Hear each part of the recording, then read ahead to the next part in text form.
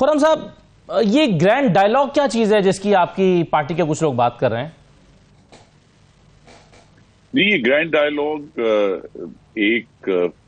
ممکنہ حل ہے پاکستان کی جو موجودہ حاکمیت کے مسائل ہیں، جس میں جو پیدا ہوئے 2017 میں میاں نواز شریف کی ناحق نااہلی سے، ان کو صدارت سے ہٹائے جانے سے، اور جو ایک پورا تجربہ عمرانی کیا گیا، اس کے نتیجے میں اب ایک ایسی صورتحال پیدا ہوئی ہے کہ وہ تو تجربہ عمرانی ایک عذاب بن کر ناکام ہو گیا، لیکن اس کے نتیجے میں جو مختلف اداروں کے اندر تقسیم نظر آئی ہے، جو پاکستان کو آگے لے جانے کا جو جمہوری طریقہ ہے، اس کی جو آگے دھند آئی ہوئی ہے، اس کو ہمیں صاف کرنا ہے۔ تو یہ تبھی ممکن ہے کہ ڈائیلاگ جو ہے وہ تمام جو اس وقت اقتدار میں چاہے آئینی طور پر یا آئین سے ماورا ادارے ہیں، وہ سب اس میں شامل ہوں۔ تو اس میں پھر جوڈیشری بھی شامل ہے، اس میں اسٹیبلشمنٹ بھی شامل ہے، اس میں سیاسی جماعتیں اور منتخب ادارے بھی شامل ہیں، کہ سب مل کر بیٹھیں اور اس کا حل سوچیں کہ ہمیں جو آئین میں درج وعدہ ہے کہ اس ریاست میں اللہ تعالیٰ کے بعد حاکمیت منتخب نمائندوں کے ہاتھ میں ہوگی، یہ نصب العین ہم کب اور کیسے حاصل کر سکیں۔ تو خرم صاحب، اس گرینڈ ڈائیلاگ میں کیا تحریک انصاف کو بھی شامل کیا جائے گا؟ جی، جو بھی جماعتیں پارلیمان کا حصہ ہیں، اگر اس پہ یہ بات آگے بڑھتی ہے تو پارلیمان میں جو عوام کی نمائندہ جماعتیں ہیں، تو کوئی بھی ہو، ان کو شامل کیا جائے گا۔ لیکن ویسے تو خیر تحریک انصاف ایوان کا حصہ نہیں ہے، سنی اتحاد کونسل ہے، لیکن ان کو تو سازشی ٹولہ قرار دیا جا چکا ہے نا خرم صاحب، سازشی ٹولے کو سے کیسے بات ہوگی؟ نہیں، دیکھیے، سازشی ٹولہ وہ لوگ ہیں جن کے اوپر 9 مئی کے منصوبہ سازی، اس کی سہولت کاری اور اس کی ذمہ داری کے شواہد موجود ہیں۔ تو لہذا جو سیاسی جماعت ہے، وہ پاکستان کے عوام کا حق ہے کہ وہ جس کو سپورٹ کرنا چاہیں، لیکن جو لوگ اس پہ سے مجرم ہیں انہیں سزا ملے گی، جو نہیں مجرم وہ رہا ہوں گے۔ لیکن جو عوام کے نمائندے اب سینٹ میں موجود ہیں، قومی اسمبلی میں موجود ہیں، صوبائی اسمبلی میں موجود ہیں، وہ اگر کوئی ایسی صورت بنتی ہے، جو کہ ابھی کافی ہمیں مشکل نظر آ رہا ہے یہ ڈائیلاگ، کیونکہ اس کے جو TOR ہیں اور ایسے ادارے جو باقاعدہ طور پہ پاکستان کے آئین میں اقتدار کا حصہ نہیں ہے، اس کو وہاں تک پہنچنے کے لیے بھی کافی تگ و دو چاہیے، تاکہ اس کے جو گرینڈ ڈائیلاگ کے TOR بھی سیٹ ہو سکے۔ صحیح ہے، لیکن خرم صاحب، تحریک انصاف نے تو اس کو پہلے ہی مرحلے میں ریجیکٹ کر دیا اور کہا ہے کہ ہم کسی گرینڈ ڈائیلاگ کا حصہ نہیں بنیں گے، مسترد کرتے ہیں اس کو، اور وہ کہتے ہیں کہ مذاکرات انہی سے ہوں گے جو طاقت کا منبع ہے۔ تو آپ اس کو کیسے دیکھتے ہیں؟ آپ کیا ممکن ہے کہ مذاکرات کیے جائیں؟ دیکھیے، مذاکرات تو ایک سمجھیں ٹرک کی بتی ہے جس کے پیچھے ہمیں لگا دیا گیا۔ مذاکرات کے جو جس بنیاد پر ہونے ہیں وہ موجود ہی نہیں ہے، تو لہذا ہم تو پارلیمان کی حد تک ضرور بات کرنے کے لیے تیار ہیں۔ اگر تحریک انصاف یا جو سنی اتحاد کونسل ہے، ان کے پاس بہتر تجاویز ہیں، قانون سازی کی تجاویز ہے الیکشنز کو بہتر کرنے کے لیے، جس پہ ان کا بہت کنسرن ہے، یا پاکستان کے عوام کو مہنگائی سے چھٹکارا دلانے کے لیے، یا ان کے پاس کوئی سوچ ہے کہ کس طرح دہشت گردی سے لڑا جا سکتا ہے یا نیا روزگار پیدا کیا جا سکتا ہے،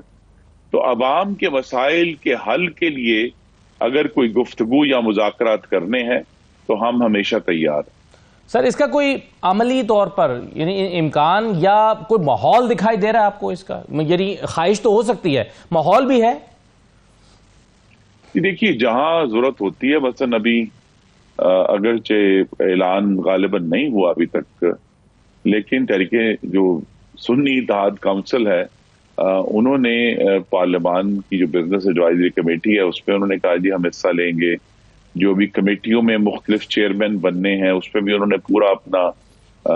اس پہ مذاکرات اور گفتگو کی ہے اور اپنا حصہ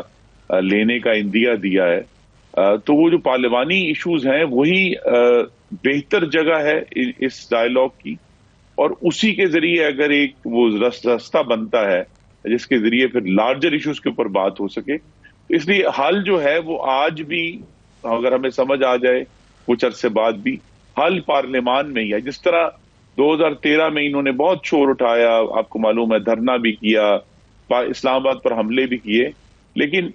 جو بھی ممکنہ حل تھا وہ پارلیمان میں قانون سازی کے ذریعے الیکشنز ایکٹ 2017 کی صورت میں ہی سامنے آیا. اور یہی سبق ہے کہ ہم دھرنے کر لیں, ہم احتجاج کر لیں, پارلیمان پر لعنت بھیج دیں, عوام کو سول نافرمانی کی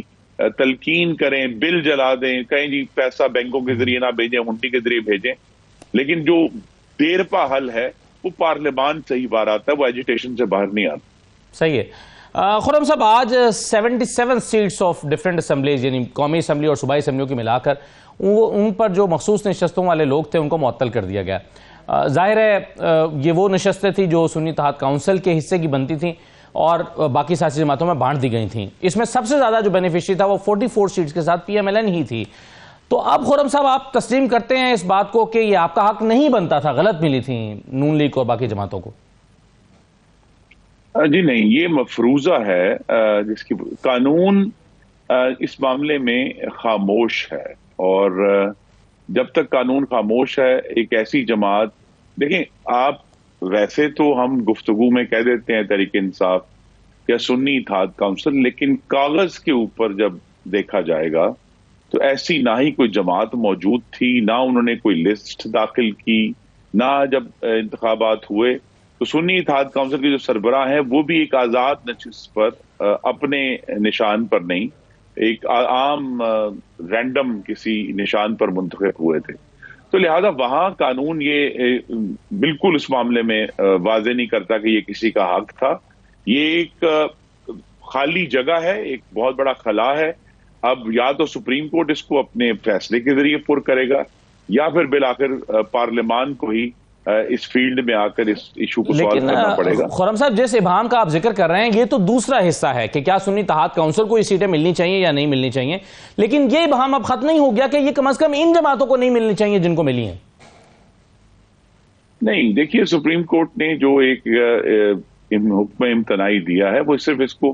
کنسیڈر کرنے کے لیے ہے, ابھی یہ واضح نہیں ہے. کیونکہ یہ میں یاد کرا دوں کہ پشاور ہائی کورٹ کے 5 رکنی بینچ نے, کوئی چھوٹا بینچ نہیں تھا, انہوں نے تمام ایویڈنس کو دیکھ کر, حالانکہ پشاور ہائی کورٹ وہی ہائی کورٹ ہے جس نے 51 سیکنڈ میں 51 ضمانتیں بھی دی ہیں پی ٹی آئی کی, لیکن انہوں نے تمام جب شواہد اور قانون کا مطالعہ کیا تو وہ اس بات کو کہنے پر منطقی نتیجہ یہی نکالا کہ ان کی یہ نشستیں نہیں بنتی. یہ بھی ہو سکتا ہے کہ یہ نشستیں خالی رہیں جب تک پارلیمان اس پر کوئی قانون سازی نہیں کر دیتی, لیکن یہ کسی اور جماعت کا حق نہیں ہے. صحیح ہے. نہیں, لیکن خرم صاحب سپریم کورٹ کے بھی تو جو ججز صاحبان جنہوں نے اس فیصلے کو پر حکم امتناع جاری کیا اور فیصلے کو معطل کیا الیکشن کمیشن کے, اس میں بھی تو جسٹس اطہر من اللہ صاحب نے کہا نا کہ یہ تو طے ہے کہ ایک جماعت کو اس کی حاصل کردہ سیٹوں سے زیادہ مینڈیٹ نہیں مل سکتا, یہ تو طے ہے. تو ایسا نہیں لگتا کہ اس حد تک تو میں نے اسی لیے عرض کیا کہ ہو سکتا ہے کہ سپریم کورٹ اول تو بہتر یہ ہوگا کہ سپریم کورٹ خود اس کے اوپر کوئی جیسے کہتے ہیں نا بینچ سے قانون سازی نہ کرے اور پارلیمان کو ریفر کر دے, اور جب تک پارلیمان اس پہ اپنی کوئی رائے نہیں دے دیتی تب تک یہ نشستیں خالی رکھی جائیں. لیکن میں پھر کہوں گا کہ آج کا جو قانون ہے اس کے تحت یہ سنی اتحاد کونسل کا حق نہیں ہے. جی ہاں, اس سلسلے میں تو خیر آپ ٹھیک کہہ رہے ہیں کہ یہ ابہام الیکشن کمیشن کو بھی اور الیکشن کمیشن کی انٹرپریٹیشن کے لیے سپریم کورٹ میں بھی جانے کا ارادہ رکھتا ہے, لیکن ظاہر ہے اس کا ایک حصہ تو امپلیمنٹ ہو گیا کہ جن جماعتوں کو ملی تھیں وہ سیٹیں وہ واپس لے لی گئی ہیں. اب سنی اتحاد کونسل کو دینی ہے یا نہیں, یہ اس کے لیے تشریح کے لیے الیکشن کمیشن سپریم کورٹ کے پاس جائے گا, یہ ڈیسائیڈ ہونا بھی باقی ہے. لیکن جی تو یہ فیصلہ ہوگا ابھی. جی صحیح ہے.